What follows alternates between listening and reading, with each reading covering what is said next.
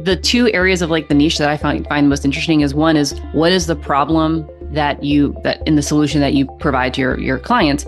And again, are you focused on a particular demographic, a particular underlying issue?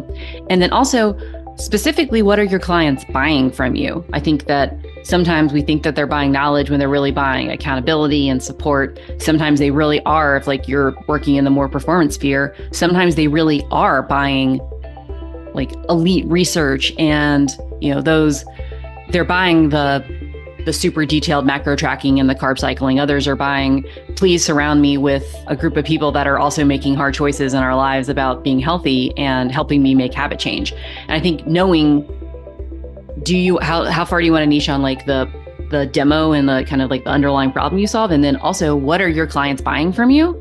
I think those are the two components that I think really help set you apart.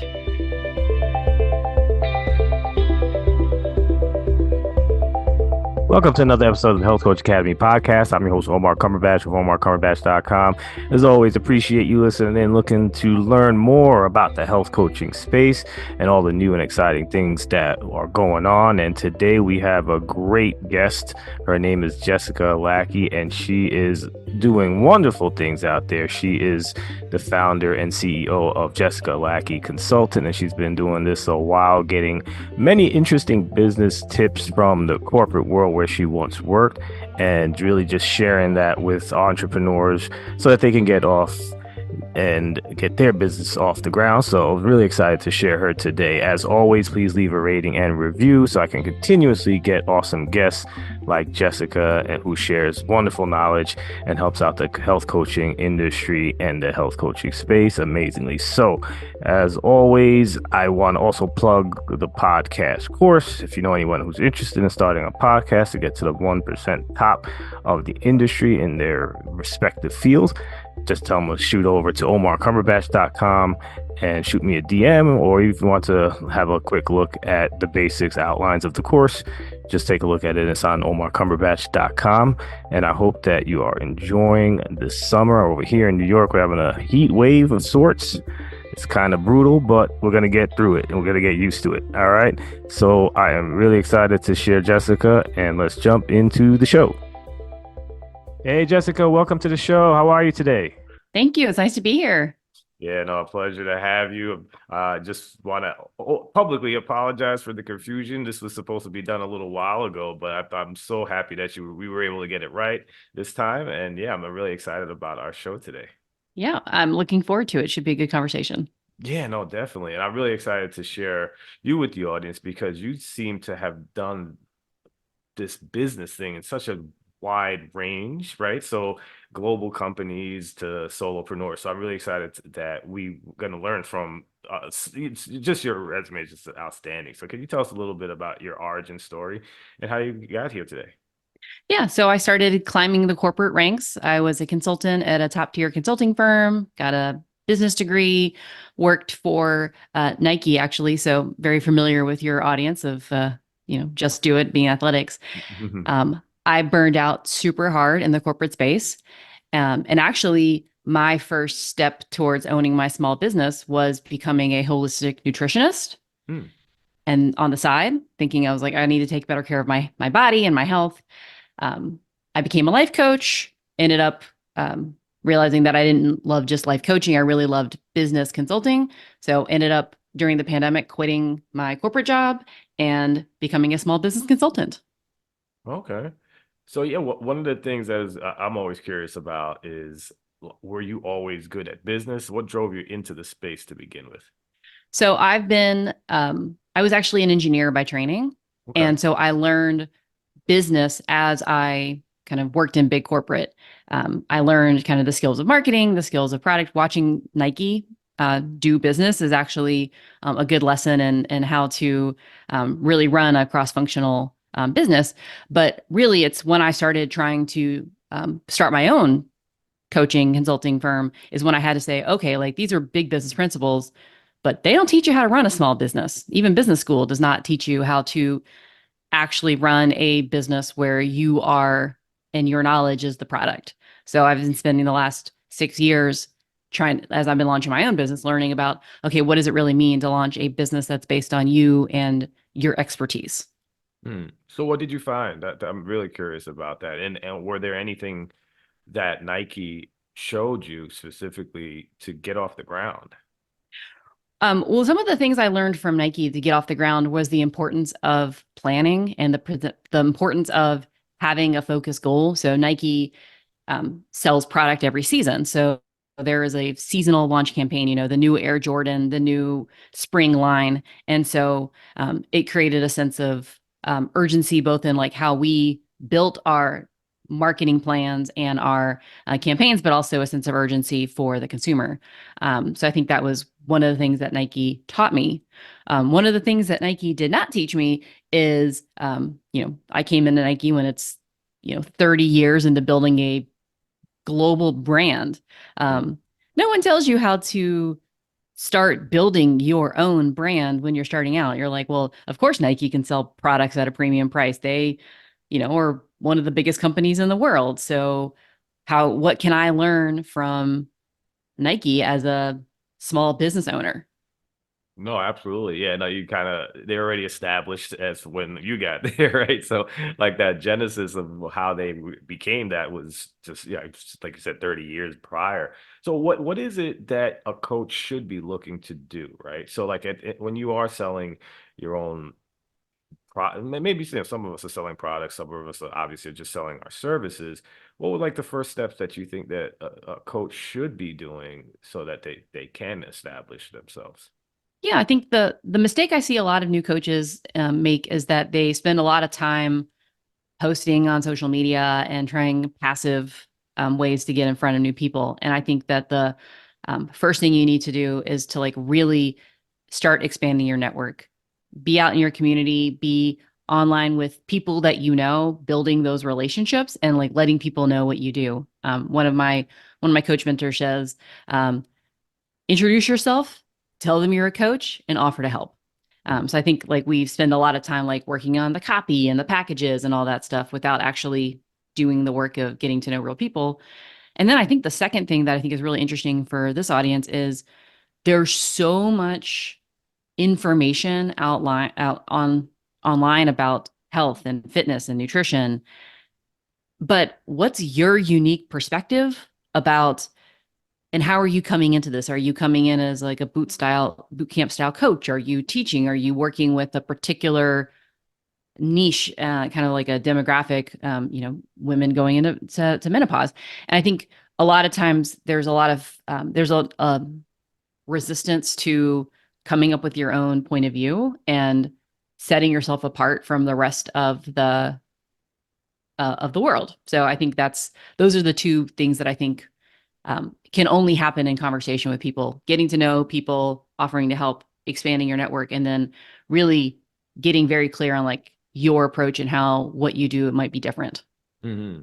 Yeah, I think the niche part is difficult for a lot of health coaches because they call this a health coach and nobody's really looking for health necessarily. They're usually looking for a specific thing that they have that they want to solve. Can you speak to that as well?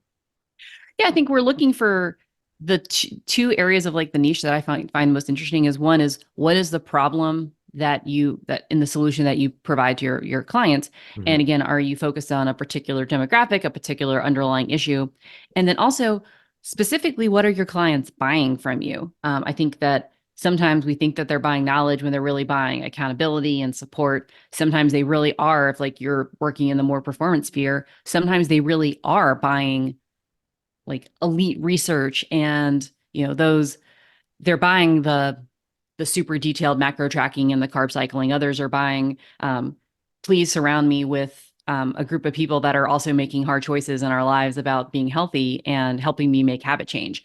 And I think knowing how far do you want to niche on like the demo and the kind of like the underlying problem you solve, and then also what are your clients buying from you? I Hmm. think those are the two components that I think really help set you apart. Yeah, no, I definitely agree. I thought for some reason, even myself, I found it so hard because health coaches just generally want to help everybody. And that's just been such an obstacle for many of the people I speak to, and I'm going to include myself to just get to a point where you do just know what, like what you said, what the problem is, who you're helping.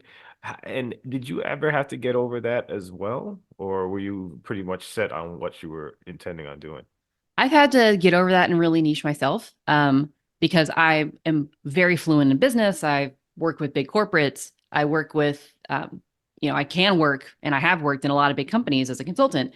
I could, I help some of my clients are over the $2 million mark, and have teams of like 5 and 10. And I'm realizing that actually I can help them with my kind of corporate background, but that's actually not really what I want to do. I really want to work with, and I don't want to work with beginners either, people who are very just starting, like help me find my first clients, because that's just not where my gifts are best served. Like I work with people who sell services or products that are generally are more than $1,000 per engagement, who have had their first 5 to 10 clients, who have started to expand their network. My specialty is in pattern recognition and helping people see, oh, I've worked with 10 to 20 people, yet my business isn't off the ground. How do I set the foundations for growth or the foundations for scale? And so I don't want to work with big teams. I don't want to work with big companies, even though I have and I can. But Mhm. I'm starting to really narrow down and saying, these are the particular problems.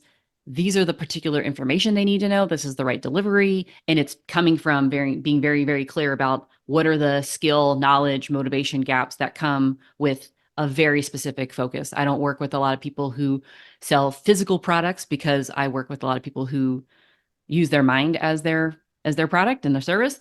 And that means that I'm able to charge higher prices because Mhm. I'm explicitly talking about the value to that particular audience, providing templates and tools that are geared to that audience.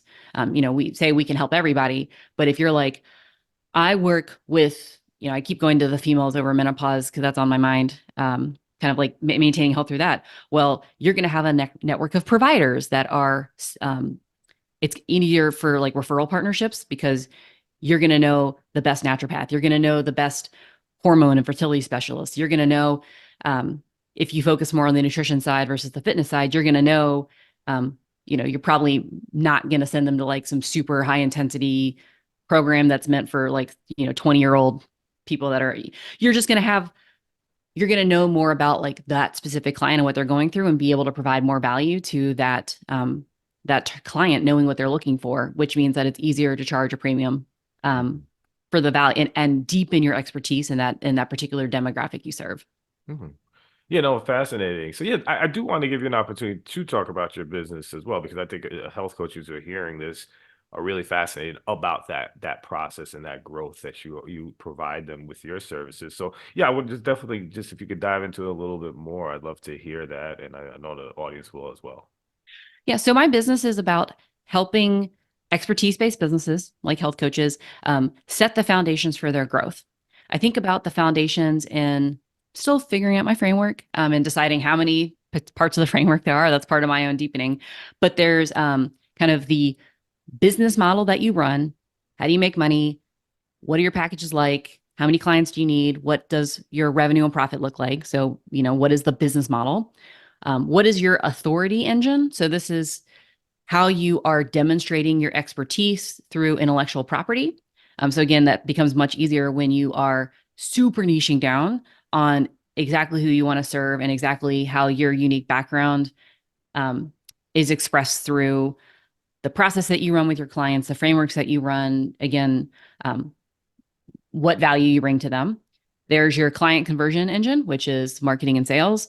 And it's making sure that there is a robust engine for getting to know new people and getting in front of new people, helping to transform them into clients, and then having the referral engine on the back end, which is how people who love you and rave about you, refer you to their friends. And then we get to, how do you deliver? So your delivery system. Do you deliver through software? Are you super hands-on with your clients? Again, how are we making sure we're pricing for that delivery? Because otherwise you're going to end up in the gym all day, not making a ton of money. Then you have your, time, task, and people management systems. Do you have an admin? Do you have someone with online scheduling? How are you handling the back end of your business? And then the last one is our management engine, which is, are you tracking your numbers? Do you know where your clients come from? Do you know if you're profitable? Do you know which marketing engines get you the most clients? Most people are incredibly good at their craft and have not thought deeply about the other engines that surround their business. And so that's what I help expertise-based businesses put those foundations for growth in, because otherwise you're just working really hard without seeing a lot on your, there's a lot of effort, not a lot of impact. And so how do we streamline and standardize those systems and engines in your business in order to take that same level of effort and have it make more money in less time? Yeah, no, absolutely. That's touched on a lot of interesting points, and I think that's what a lot of people who are starting out do lack because of the idea that you're just going to go out and coach, right? Right. There's just so many other things that go along with it. So I'm definitely fascinated because I I understand that we do have to invest in our businesses. And it's very common for health people in the health space to not necessarily take that into account. How much should we be investing on the outset? I know a lot of people always talk about the growth in the organic way, and that could take a lot of time. And like you mentioned, burnout. There's a lot of dynamics to it. So I really want to just touch on like what should we be investing in, and like how does that look? I think there's like different kinds of investments, right? There's an investment in paid traffic, which I would not invest in until you've nailed your messaging, until you've nailed your packages. Mm-hmm. There's investing in branding and website and business coaching, which again, um, a lot of essentially, I prescribe iterating with intention. And so don't invest a ton of money in a big brand, into big automation until you've had a lot of reps in with real clients. And so the most cost effective, I don't think we need a lot of investment of money upfront. We do have a lot of investment in time and in strengthening our craft. So I wish there were shortcuts. There are very few shortcuts in this space. Like everyone thinks paid traffic is a shortcut. And I'm like, well, if you're spending a lot of money and you don't know who your client base is, you don't know how to talk to them, you don't have a way to effectively sell them, then you're just spending money to spend money. And that goes for like the expensive website, the expensive branding, the sophisticated marketing funnels and automation. I want you to invest your time in getting to know as many people as possible. So that may mean joining paid communities, those types of things. Spending time with people who are not health coaches, joining all your local networking community and just getting out and meeting people. And then again, investing in someone that can help you stay accountable and can help you. I think a lot of times we can shorten the cycle by having someone out that's outside of us, kind of looking at our business and maybe pointing out some spots where we're not as tailored. But I think I want to see people invest a lot of time in the reps. Have you heard of the YouTuber Mr. Beast? Yes. So he has said he'll give someone, if someone emails him for advice, he says, do your first 100 YouTube videos and then come back to me. Mm-hmm.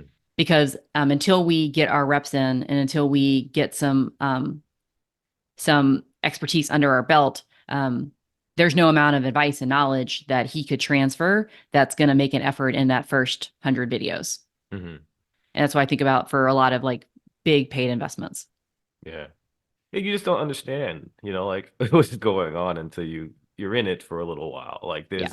there's things that you're getting high level advice that it's just going over your head until you're in the weeds Yeah. for a while. And there's a lot of like investments that investing in learning keeps you from spending the time doing. Right. And so I'm like, you really don't need more courses, more certification, unless you're like going after like a very specific high end performance type of specialized client. You don't need more courses, you need more execution. And if you need investment in someone else to help you execute more quickly, that's where the good investment's coming from. But a lot of people get stuck in like the 5-figure course trap, and I'm like, don't spend more money on courses, spend more money in getting in front of other people, like in conferences, travel, networking events, communities where you're having real conversations with humans. Right, right. So yeah, you did bring up networking a bunch. Do you have any tactics that you really lean on to share with, your clients to get in front of more people and have those opportunities come up?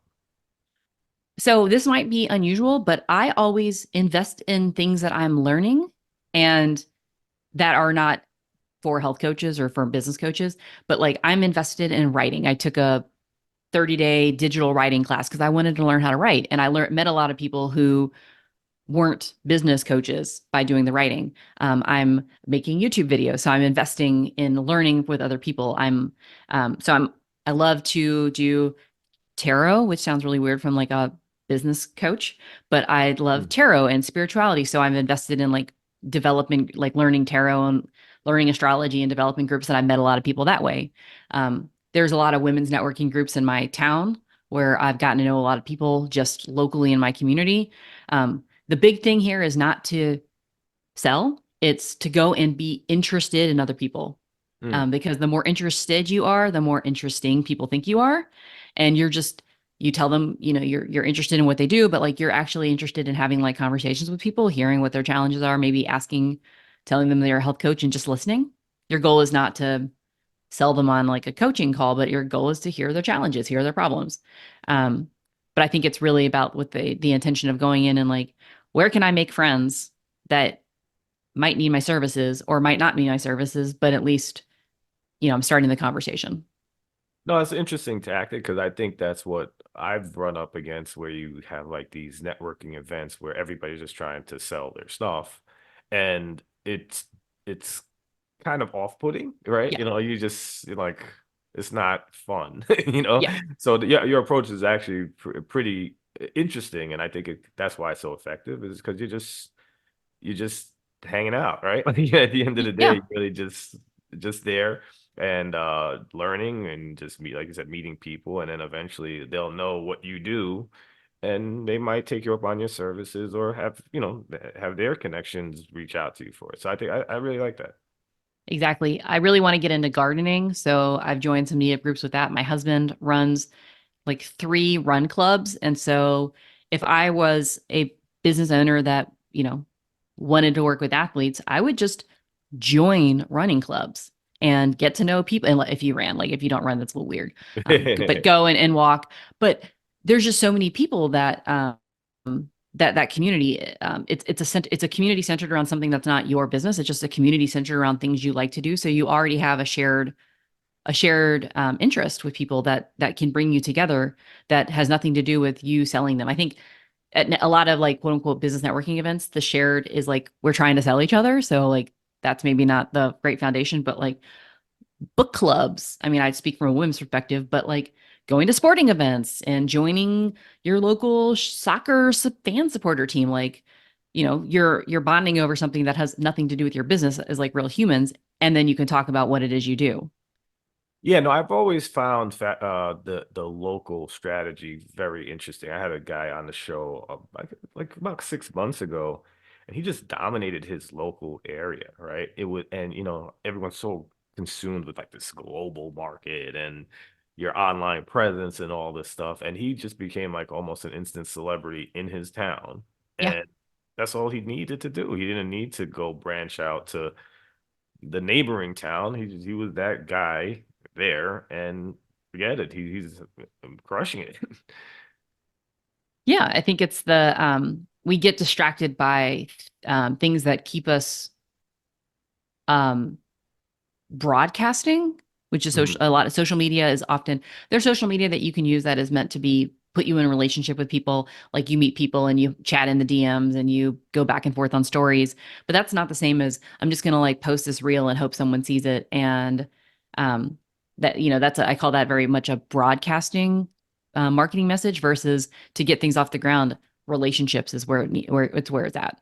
Mhm. One-on-one connections with people that you find interesting that either might need your service, can put you in front of people that will need your service, or will just advocate for you in general. So I had a health coach, and you know, every time she comes to a bunch of my business coaching calls, and every time I'm on the phone, I'm like shouting out her work, talking about her group programs. Like I'm not going to work with her again. I've completed that part of my journey, but I love her and I'm totally her hype girl. And Mhm. she doesn't need to do any marketing with people that are in my zone. I'm marketing for her because she's created a fan.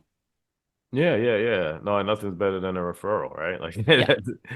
yeah. So, listen, Jen, you've been fantastic. I want to just give you an opportunity to share where we can find your business if we are interested in reaching out to you for this assistance, and any other parting advice that you'd like to share for the health coaches who are trying to bridge that gap, get from a low client acquisition process to a bigger thing so that they can avoid burnout and start making a significant amount of money so that they can live in their glory.